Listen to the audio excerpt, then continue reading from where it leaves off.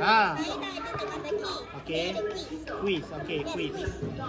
Kalau hari Sunday hujan jadi apa? Kalau hari Sunday hujan jadi apa? Hujan jadi rain day. Ha?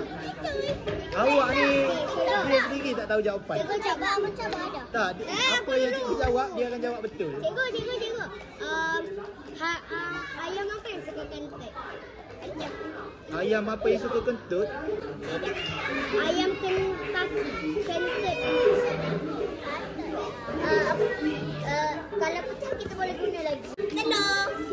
Nusa jangan aku jawab je. Betul lah masalahnya. Lagi. Cikgu. Haiwan apa yang bila kita bergerak?